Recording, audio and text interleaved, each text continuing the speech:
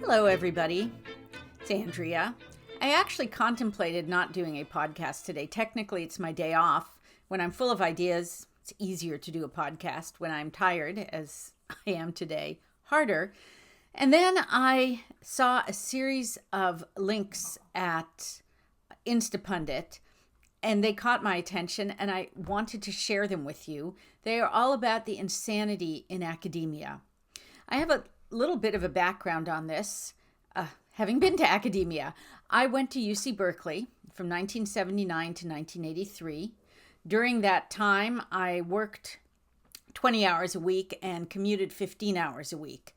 The only exception was when I spent a year in the north of England, when it was still actually England in a normal country, and had a lovely time. I did very well there. I graduated Phi Beta Kappa and magna cum laude. Had I worked harder, I might have been summa cum laude. I didn't work hard. That's the point. Admittedly, I was not in the STEM. I was in the liberal arts, so I was going to my strengths, which are words, and obviously good at history and good at English. We still had actual breadth requirements. I took a biology and an astronomy course. I had to take actual courses outside of my major. I did not take underwater basket weaving, queer studies, gender studies, women's studies. They were all in one way or another substantive courses. I learned about great literature and American and European history, and my professors, with two exceptions, were appalling and boring. I was in huge lectures until I got to my third or fourth year, with hundreds of students, sometimes up to 9 or 100 packing an auditorium. It was not personalized education. You would do much better nowadays with a YouTube video and an actually decent professor. But there were two things that I left Berkeley that stayed with me. One, well, I hated UC Berkeley. I found it isolating and unfriendly, and that wasn't just because I was commuting. People really were unfriendly. I thought the professors were bad. A lot of what I thought was bad, I didn't realize then because I was naive, was Marxism that was subtly inserted into a lot of their lessons. And I also learned that my fellow students, and I'm not naming names because I don't know any, but most of them weren't very bright. And that was brought to my attention the very first day when I was sitting in a lecture hall. None of my friends had attended UC Berkeley, so I'm all alone. I don't know anybody. I've commuted. And there was a very nice young woman sitting next to me, friendly. And she was from the Central Valley, and she was telling me how she was class valedictorian and this and that. And I'm feeling very intimidated because I went to Lowell, an academic high school, and I had decent grades, but not great grades. Math and science were always a problem for me. So I'm getting more and more intimidated. And then the lecture starts. I start taking notes. She glances over at me and says, "Wow, you know how to do paragraphs." And that was really the moment I stopped working at UC Berkeley. So I did a very good GPA, putting no energy into it. The mere fact that I was literate was such an advantage. I didn't have to work very hard. This is not praise about me. This is an indictment of a system that already by the end of the late 70s was failing. But you ain't seen nothing yet. And so this is what I want to talk about today. I'm going to just go through fairly quickly a bunch of stories about academia, and these are all fresh stories from the last day or two. So this is not a huge collection going back months. Probably the most famous story of the week is the one from about UC Berkeley, where the professors are begging to bring back SAT and ACT, which Berkeley did away with because they were inequitable. It's just so unfair to make people meet a certain standard, a certain minimum standard, regardless of race, color, creed, economic background, or anything. So this is an opinion piece at an outlet called the San Francisco Standard. It's entitled, "I Teach Calculus at Berkeley. Some of my students can't do middle school math." It's by a woman, clearly Russian background, possibly raised in Russia, so possibly well-educated in STEM, Svetlana Stankova. And she writes, "I teach mathematics at UC Berkeley. 3 days a week, I stand in front of lecture halls with 500 to 1,400 students. By the second week of the semester, I already know who is in trouble. Some students are 5 to 8 years, not weeks, years behind in mathematics. Office hours that should be spent discussing integrals instead become lessons on fractions and basic algebra you would expect students to learn in middle school.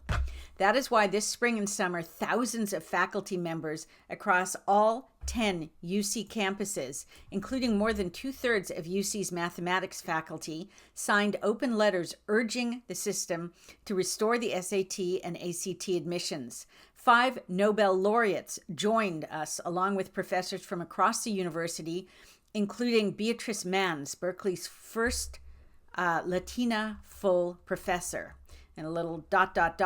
In January 2020, a UC task force studied standardized testing and recommended keeping it.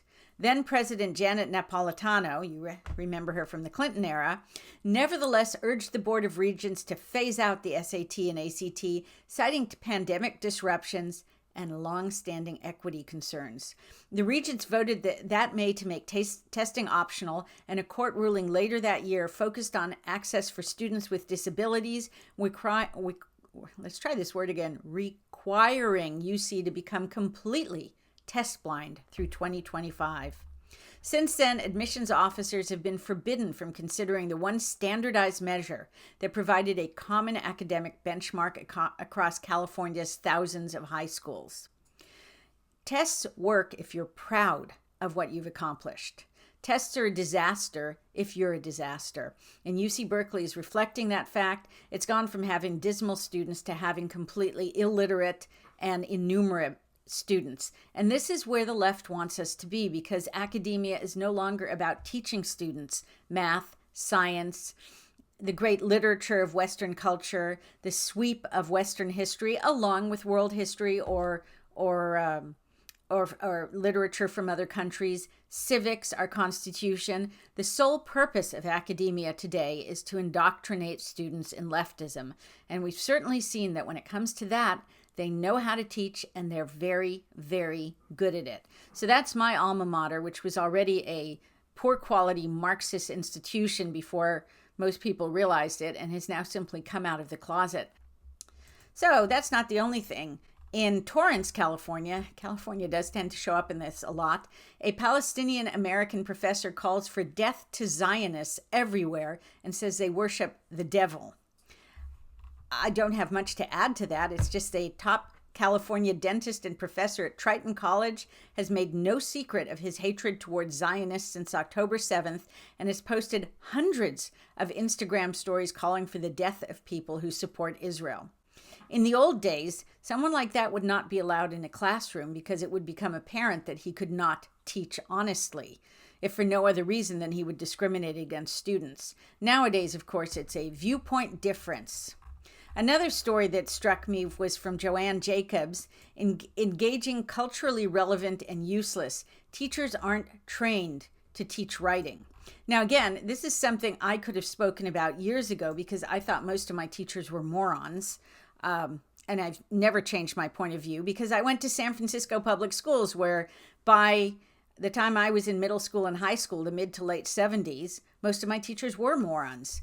And so it starts with the story of Patrick Hunt, a first-year teacher who was trying to teach writing at a high-poverty, low-performing New York City high school, where I believe most of the students cannot pass reading or writing tests. What's so fascinating is what it says about his master's degree courses at Teachers College in Columbia.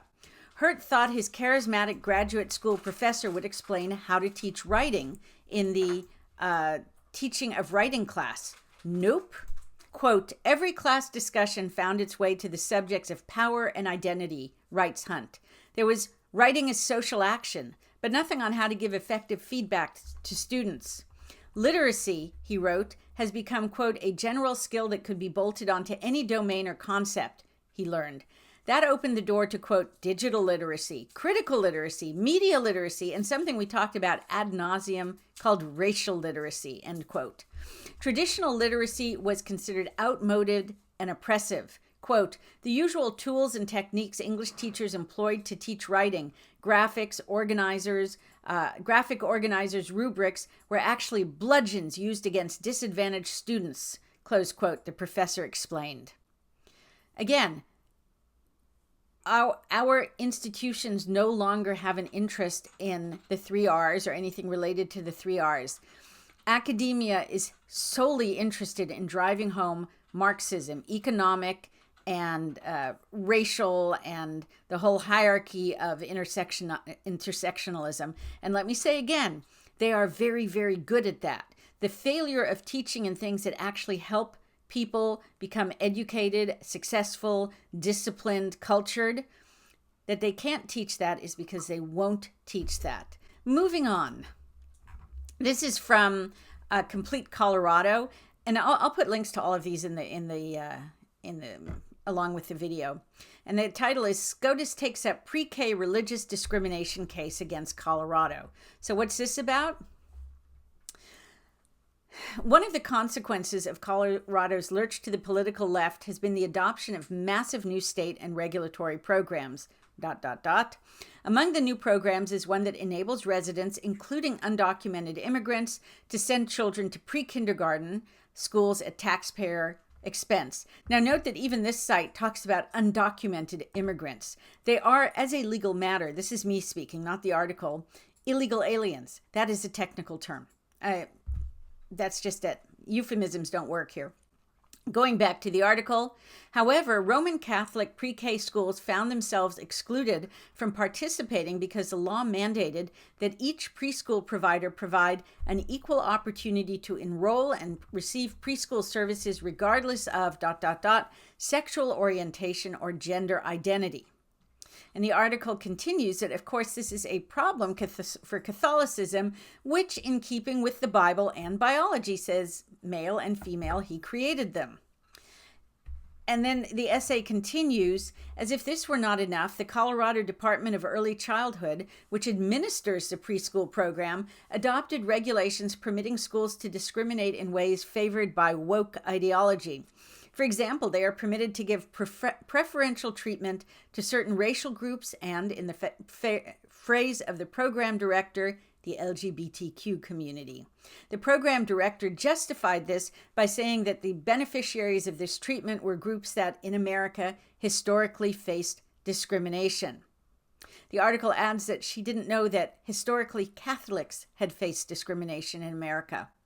Also, regarding this historicity of discrimination, I will just add that the groups that faced discrimination, the Irish, the Italians, the Jews, the blacks before the civil rights movement, the way they moved through the courts, they did file suits when appropriate, but the main way they dealt with discrimination was to be better, to excel, to create their own institutions, whether academic or, as with Hollywood, a whole new industry where the Jews could go and not be constrained by the anti-Semitism of the East Coast establishment. They didn't end racism by bringing all quality down in America. You end racism by making other people beg for you to come to them. Not done yet.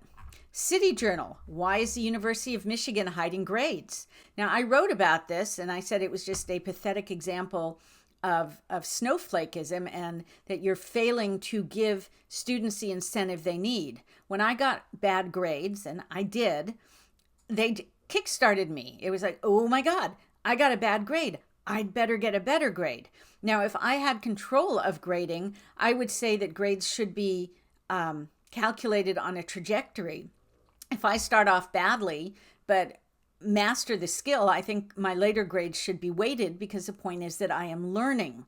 On the other hand, if I start bad and stay bad, yeah, grades should reflect that. Or if I start well and then slack off, the later grades should also reflect that because I am not learning. But what they're doing in Michigan is hiding grades altogether so as not to de-incentivize students.